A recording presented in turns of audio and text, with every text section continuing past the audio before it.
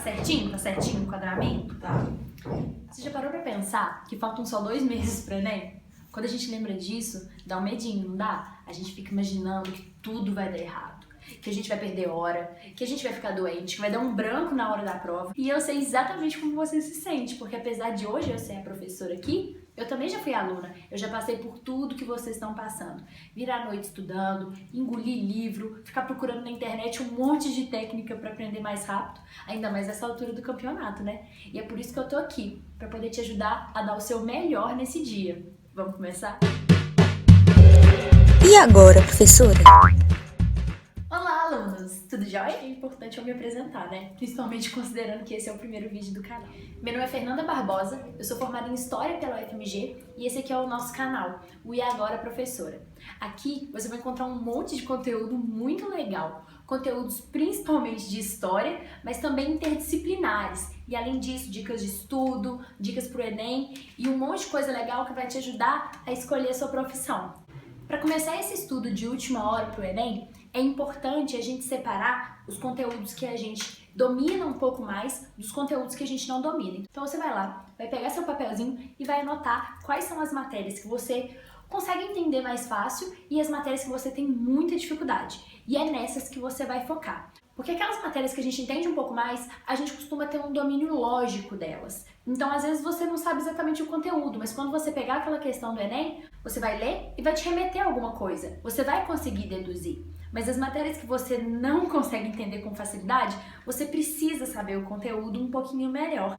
Pois bem, você fez essa listinha das matérias que você sabe um pouco mais e das matérias que você sabe um pouco menos. Vamos focar nessa parte do um pouco menos. O que você vai fazer? Você vai entrar lá na internet e vai fazer uma pesquisinha rápida dos conteúdos de cada disciplina que mais cai no Enem. Eu posso falar para vocês da história, que é a matéria que eu domino. No caso da história, os conteúdos que mais caem são esses conteúdos um pouquinho mais próximos da gente, em termos de tempo mesmo.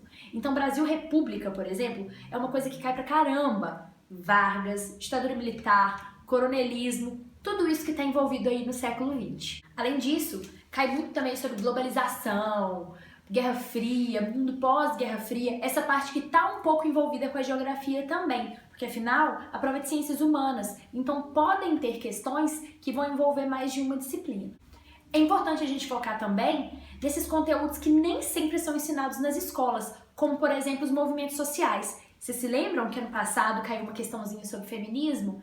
É sempre importante a gente procurar saber também sobre isso. Então, ler um pouquinho sobre o movimento feminista, ler um pouquinho sobre o movimento negro, ler um pouquinho sobre essas questões sociais, porque isso é muito importante. É sempre provável que caia no Enem. Se não for na prova de humanas, pode ser que seja na prova de redação. Feito isso, assim que você sabe aqueles conteúdos que mais caem dessa disciplina que você não entende muito bem, aí você vai começar a estudar. Você vai pegar o capítulo do seu livro ou então procurar na internet um conteúdo sobre, seja ele em videoaula, seja ele em texto, e vai dar uma olhadinha. E aí você vai conseguir perceber nessa olhadinha rápida o que você sabe e o que você não sabe dessa parte do conteúdo. Se você não sabe nada, começa bem lá no inicinho, entende as bases e vai andando aos pouquinhos com o conteúdo. Se você já sabe a base desse conteúdo, então é mais fácil de você desenvolver o resto. E sempre treinando com exercícios. Principalmente exercícios do próprio Enem, porque as questões dessa prova são bem específicas e bem características. Se você tem muito costume de estudar pela internet, além das videoaulas, uma ideia bem bacana que é mais específica ainda para o Enem é um aplicativo muito massa que se chama AppProve. Nele, você vai estudar de uma forma um pouquinho diferente. Vai estar resolvendo suas questões para o Enem, mas de uma forma um pouquinho mais divertida. Uma dica muito importante também é que no caso específico do Enem, não adianta você dominar o conteúdo se você não dominar o estilo de prova. E o que eu quero dizer com isso? Não adianta você saber tintim por tintim da matéria se você não estiver preparado fisicamente para a prova. Isso é real. Então, se você estuda numa escola que faz simulados para o Enem, é super importante que você frequente esses simulados. Porque além de você testar o conteúdo, você também vai testar a questão do tempo de prova e também se preparar para encarar a maratona que é o Enem. Se sua escola não tem simulado, você pode fazer isso em casa.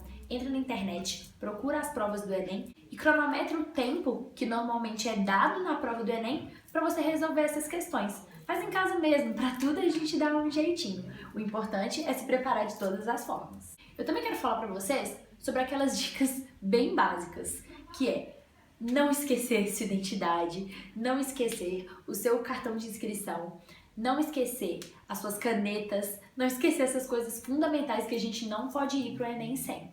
Além disso, no dia da prova, nos dias próximos à prova, tenta respirar fundo, ficar mais de boa, pensar que você fez tudo que você podia fazer e relaxar um pouquinho. Agora aquela dica de mãe, que é comer comidinhas leves para não pesar na hora do Enem. O importante agora é respirar fundo e pensar que você deu o seu melhor. E principalmente que você vai conseguir. Se você gostou desse vídeo, não esquece de se inscrever aqui no canal, de deixar a sua curtida e de me seguir nas redes sociais. Eu vou deixar tudo aqui no box de informações. A gente tem Instagram, Facebook e um blog também. Os conteúdos dos vídeos geralmente vão estar resumidos lá no blog de forma escrita. Isso vai ser muito importante, principalmente para quando a gente tiver as videoaulas mesmo. A gente vai se ver aqui toda semana, sempre com conteúdos muito legais. Muito obrigada, um beijo e até semana que vem. Tchau!